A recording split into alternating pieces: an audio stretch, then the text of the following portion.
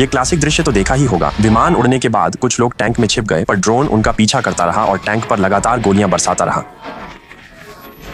Parachute भी मार गिराया गया। वह आदमी मशीन गन लेकर बाहर ऊंचाई पर ड्रोन पर गोली चलाने लगा।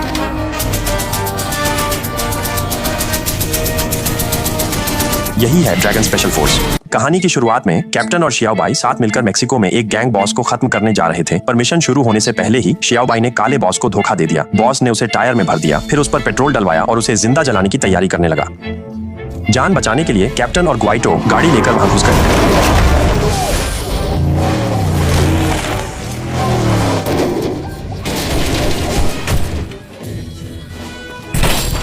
शियाओबाई को मारकर पहाड़ी से नीचे गिरा दिया। कैप्टन और साथी लड़ते हुए गाड़ी से बाहर निकले और पहाड़ी के नीचे शियाओबाई को बचा लिया।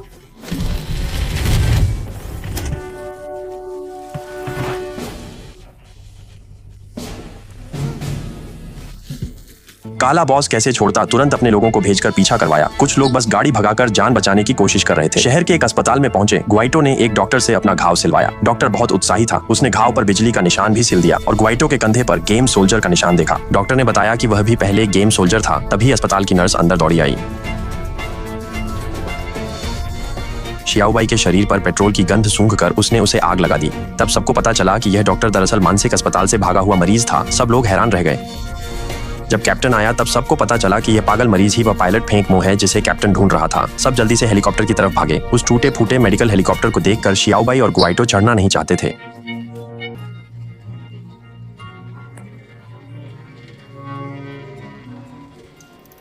पर फेंकमो बड़े जोश में था। तभी काला बॉस अपने लोगों के साथ पहुंच गया। कोई चारा नहीं था, जान बचाना जरूरी था। अभी उड़े ही थे कि दुश्मन का लड़ाकू हेलीकॉप्टर भी पीछे आ गया। दोनों हेलीकॉप्टर घाटी में तेज रफ्तार का रोमांचक खेल दिखा रहे थे। दुश्मन की भयंकर गोलीबारी के बीच फेंकमो ने हेलीकॉप्टर को आसानी से बचाया। एक शानदार पलटी मारी जिसे देखकर दुश्मन भी दंग रह गए।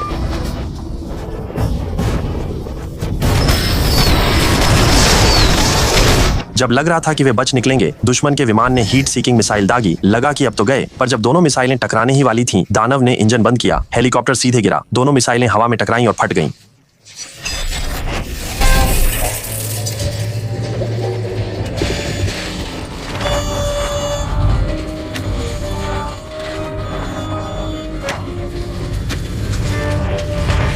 विमान गिरने से 1 सेकंड पहले जोर से ऊपर खींचा गया। अनजाने में दोनों विमान अमेरिका में घुस गए। तभी एक F-22 अचानक आया। एक मिसाइल ने दुश्मन का हेलीकॉप्टर उड़ा दिया। मिशन आखिरकार पूरा हुआ। कुछ देर बाद CIA वालों ने कप्तान को ढूंढ लिया। दरअसल आतंकवादियों ने अमेरिकी नोट छापने का टेम्पलेट चुरा लिया था और दिन रात नकली डॉलर छाप रहे थे। क्योंकि मामला बेहद गंभीर था, जनरल ने गुप्त रूप से तियानालोंग स्पेशल फोर्स को यह मिशन सौंपा। तुम जानते हो अमेरिकी स्पेशल फोर्स ने इराकी कैश ट्रक कैसे लूटा। बगदाद की सड़क पर अमेरिकी नोटों का एक ट्रक तेजी से भाग रहा था। शियाओबाई नाली से निकली और चुंबक से ट्रक पकड़ा, फिर कीलें फेंकी। पीछे की गाड़ियां बच नहीं पाईं, एक के बाद एक टकराकर तबाह हो गईं। ग्वाइटो मोटरसाइकिल पर स्टाइल से फिसला, झटके से ट्रक पर कूदा, कुछ आतंकवादियों को ठिकाने लगाया। फिर कप्तान आसमान से उतरा, एक मुक्के से छत के सैनिक को निपटाया। ट्रक सुरंग में घुसा। कप्तान और शियाओबाई ने तुरंत कंटेनर में एयरबैग लगाए। ग्वाइटो मौका देख कंटेनर में घुसा। जोरदार गोलीबारी के बाद ट्रक नदी में कूदा। कंटेनर पानी पर तैरने लगा।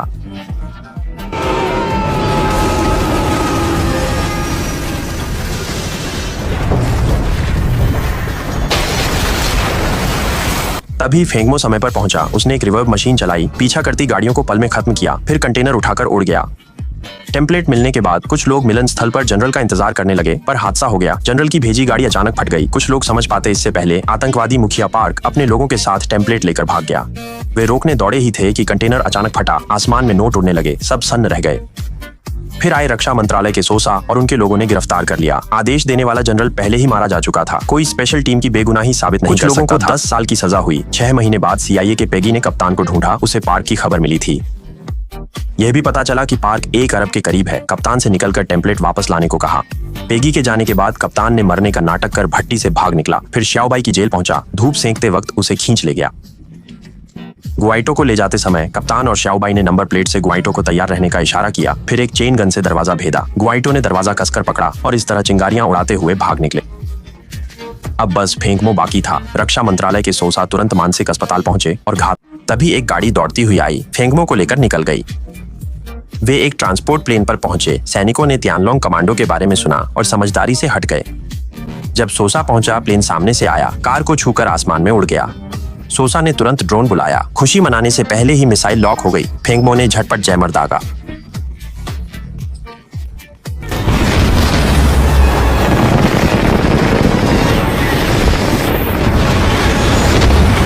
वे बच गए, लेकिन 2 और मिसाइलें आ गईं।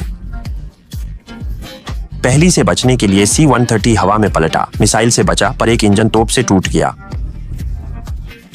और बुरा हुआ, ड्रोन की मिसाइलें फिर लॉक हो गईं। इस बार मिसाइल लगी पर खत्म नहीं हुआ। मलबे में से टैंक ने पैराशूट खोला, पर ड्रोन ने छोड़ा नहीं। टैंक पर हमला जारी रखा। पैराशूट टूट गया। शियाओबाई ने 10,000 मीटर की ऊंचाई से मशीन गन से प्लेन पर फायर किया।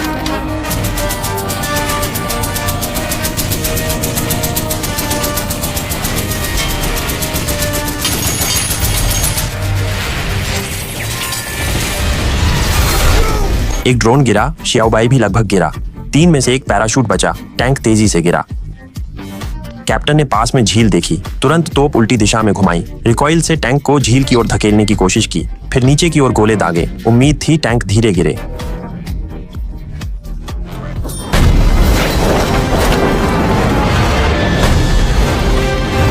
झील पर एक बूढ़ा पटाखे चला रहा था।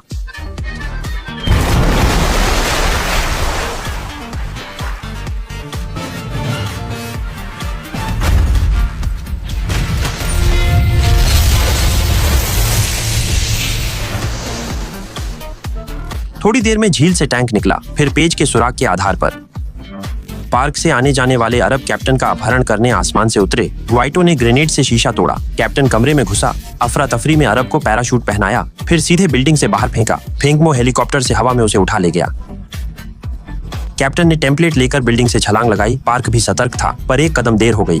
कैप्टन और गुआइटो टेम्पलेट लेकर सफलतापूर्वक निकल गए और पार्क को आए हुए सोसा ने गिरफ्तार कर लिया। बैठक स्थल पर पहुंचकर कप्तान ने अरब का हुड उतारा। वह जनरल निकला जिसने कमांडो को आदेश दिया था।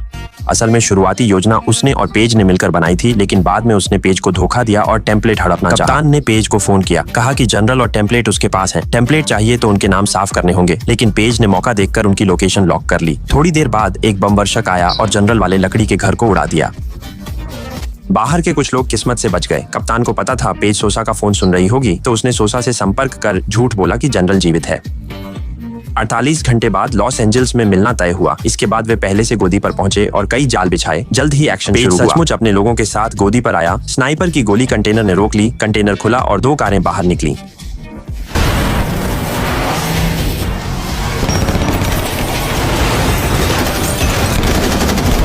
पेज के लोगों ने तुरंत गोलियां चलाईं, कारें उड़ा दी गईं। जैसे ही वे जांच करने आगे बढ़े, मॉन्स्टर और वाइटी ने पटाखे लिए और जमीन पर कार से रिसे ईंधन में आग लगा दी। पेज की टीम पूरी आग में घिर गई। गुस्से में पार्कर ने तुरंत रॉकेट लॉन्चर निकाला। एक रॉकेट मालवाहक से टकराया। मालवाहक में लगातार विस्फोट हुए।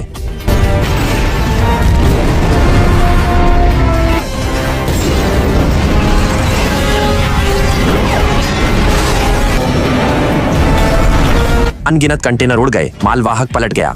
मॉन्स्टर कंटेनरों के बीच इधर उधर बचता रहा। वाइटी टॉवर क्रेन पर चढ़ गई। पार्कर ने एक और रॉकेट वाइटी पर दागा। सौभाग्य से उसने तुरंत बगल की रस्सी पकड़ ली। दोनों ने फिर भयंकर गोलीबारी शुरू की। वाइटी की गोलियां खत्म हो गईं। लग रहा था पार्कर उसे मार देगा। लेकिन खलनायक हमेशा ज्यादा बोलता है। तभी मॉन्स्टर मोटरसाइकिल पर अचानक निकला और पार्कर को जमीन पर गिरा दिया। फिर उठकर एक पावरफुल स्लैम मारा। पार्कर ने यूं ही डब्बा खा लिया। तभी पेज ने भी कंटेनर में जनरल को देखा। आगे बढ़ने ही वाला था कि कप्तान अचानक प्रकट हुआ और उसकी बंदूक गिरा दी। दोनों भिड़ गए।